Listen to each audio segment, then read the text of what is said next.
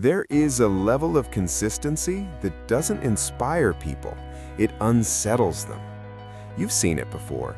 That person who shows up every single day, quietly, relentlessly, while everyone else slowly disappears. No motivation speeches, no dramatic effort, just presence. At first, people admire it. Then they start feeling uncomfortable. Because that kind of consistency doesn't just prove discipline, it exposes excuses. And today, I want to show you why some people become unbreakable, not by trying harder, but by removing the very possibility of quitting. This is not a productivity trick. It is not motivation.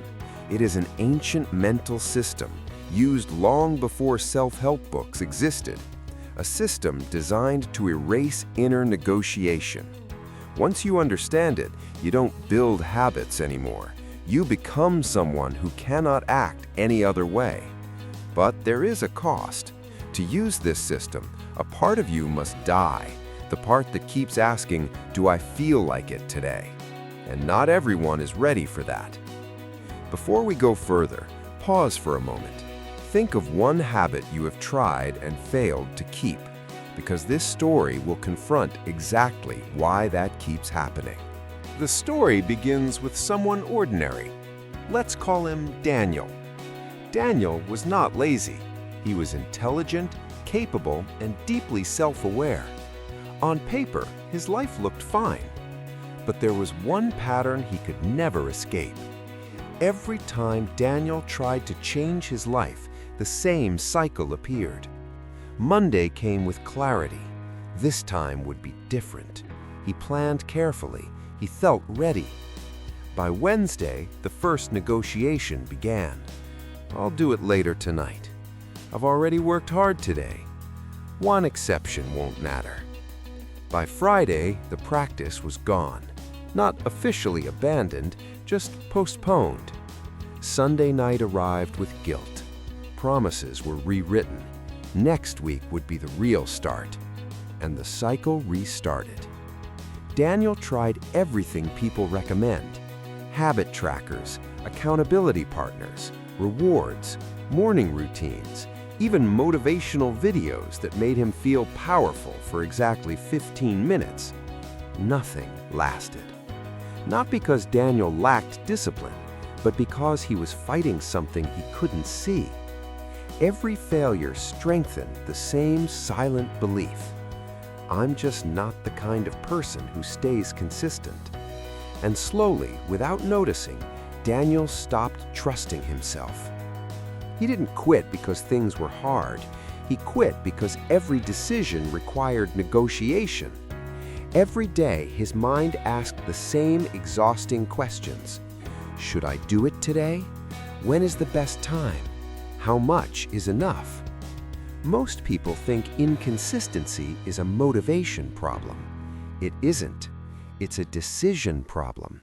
And the more decisions you make, the faster your discipline collapses.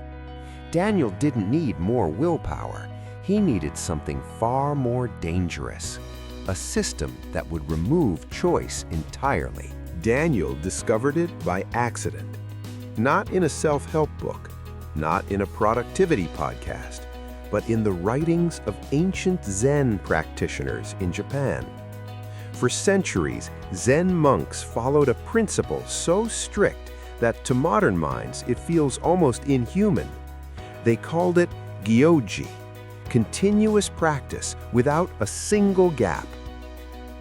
In one monastery, a bell has rung at the same hour every morning for hundreds of years, not approximately, not around that time, the exact same moment. And when the bell rings, the monks rise. What never happens in that temple is the question modern people ask every day. Should I do it today? That question does not exist, because the monks understood something Daniel never had. The human mind divides commitments into two categories, reversible and irreversible. Reversible commitments invite negotiation. I can always do it later. Missing once doesn't matter. I'll restart tomorrow. Irreversible commitments simply happen.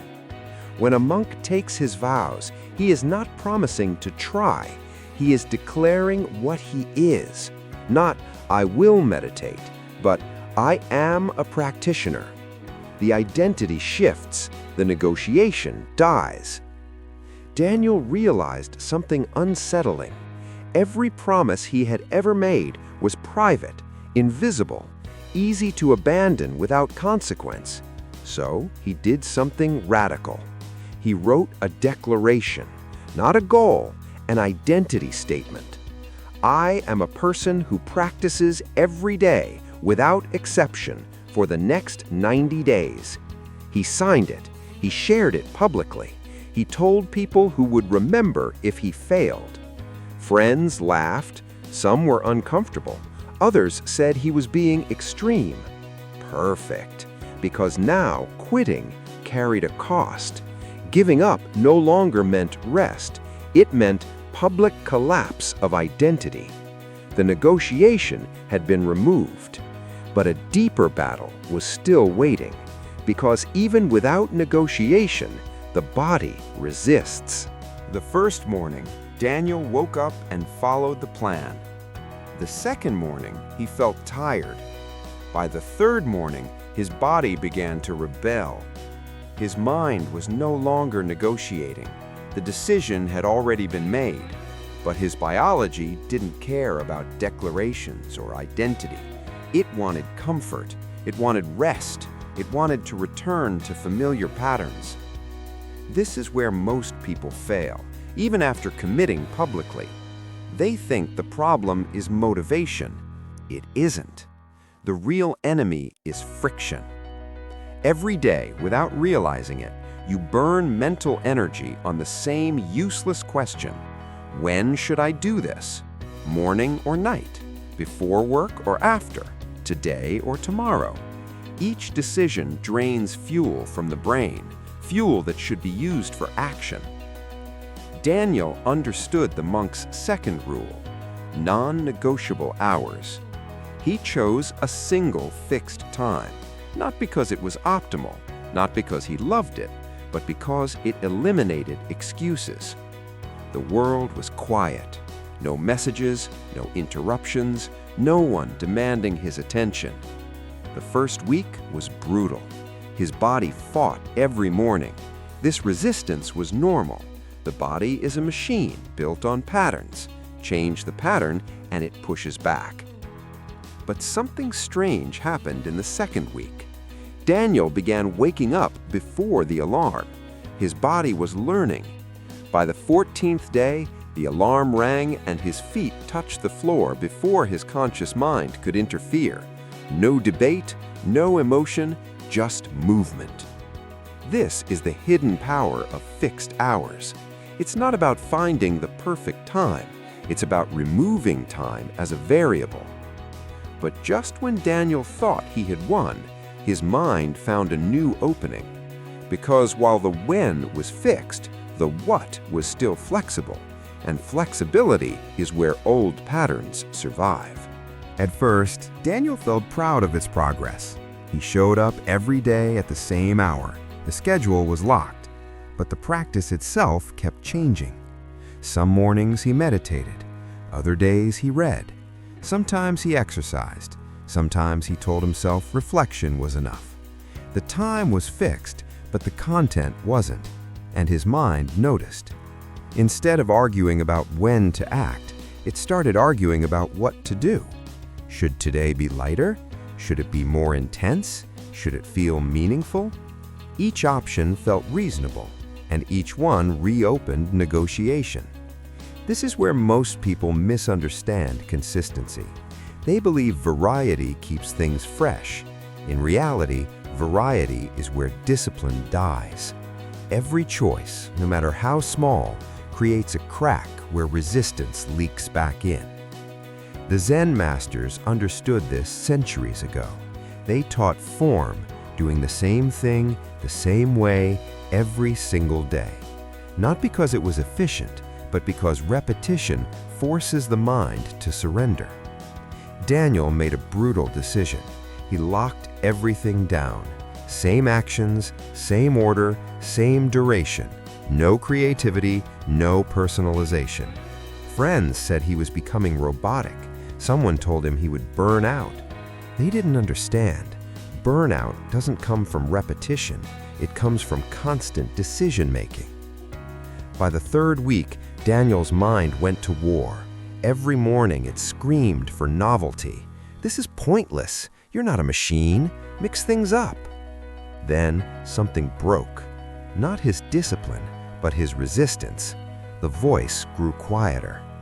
By the sixth week, Daniel was halfway through the sequence before he even realized he had started.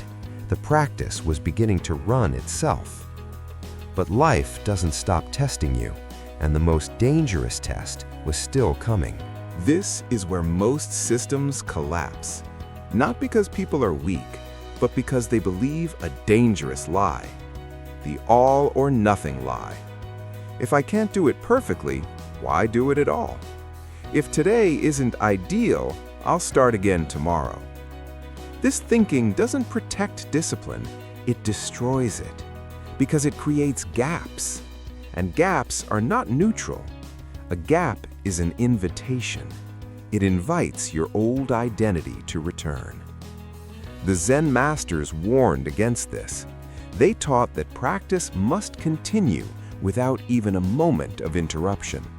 Not because perfection matters, but because continuity does.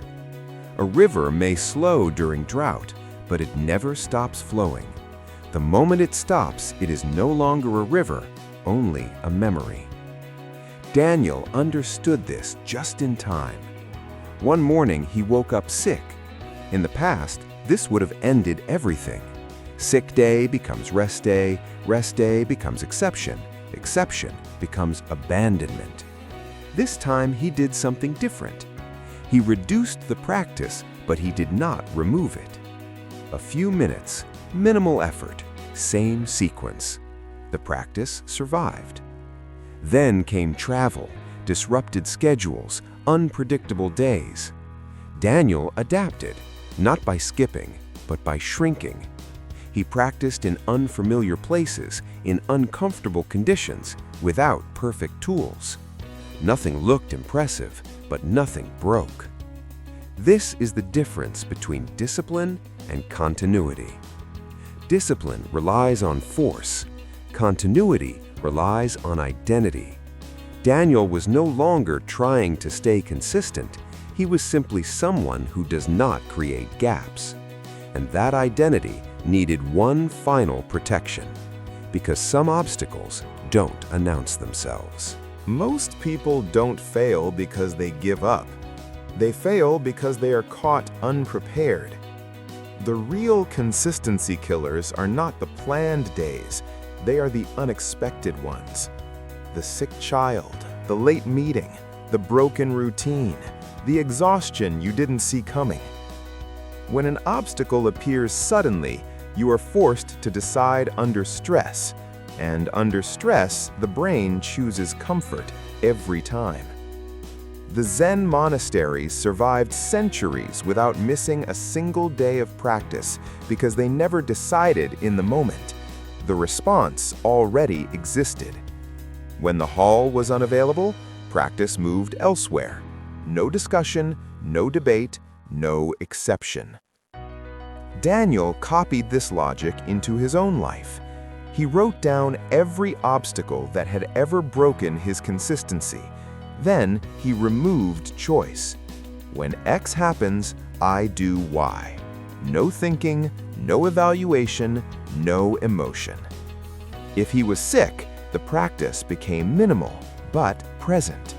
If he was traveling, the location changed, not the sequence. If time was stolen, the duration shrank, not the identity. Each scenario had a predetermined answer. This changed everything, because now the brain didn't need to solve problems, it only needed to execute. The nervous system relaxed. There was no anxiety about tomorrow, because tomorrow was already decided. By the 7th week, Daniel noticed something unsettling. He sometimes finished the practice without remembering starting it. His body moved, his mind followed. The system was no longer powered by effort, it was powered by certainty. And certainty reshapes identity. By the final weeks, something fundamental had changed. Daniel was no longer doing the practice. He was expressing who he had become. There was no excitement, no resistance, no internal dialogue. The sequence happened the same way brushing teeth happens, not because it felt meaningful, but because not doing it felt wrong. This is the moment most people never reach, because they confuse consistency with effort. Effort fades, identity does not. Others began to notice. Co-workers said he seemed different. Friends joked that he was becoming obsessive. Someone told him it wasn't healthy to be this rigid. Daniel didn't argue. He understood something they didn't. When your discipline makes others uncomfortable, it's often because it reveals a contrast they don't want to face. Normal behavior produces normal results. Daniel was no longer interested in normal. The system had done its real work quietly. It hadn't just built a habit, it had erased an escape route. There was no longer a version of Daniel who negotiated with himself. The old identity, the one who delayed, restarted, and made excuses, had no place to return to. And this is where the story stops being about habits.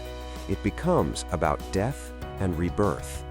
The death of the person who tries, the birth of the person who simply is. But there is one final question, because this level of consistency is not impressive, it is irreversible. What you have just seen is not a routine. It is not discipline, and it is not self-improvement.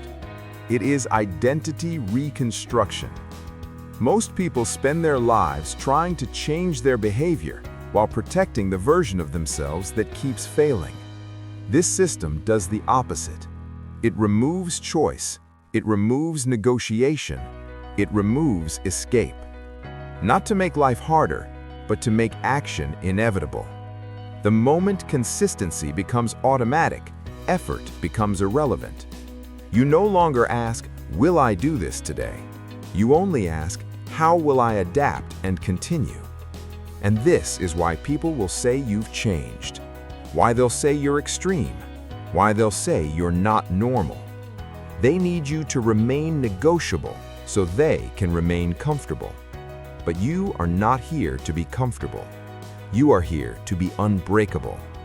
So the real question is not whether this system works. The question is this: are you ready to let your inconsistent self disappear? Because once this transformation begins, there is no going back. You don't return to trying. You return as someone who simply cannot stop. If this story resonated with you, make your declaration. Not silently, not someday. Decide who you are and remove every path back. And when people look at you and say, "That's not normal," you'll know exactly why.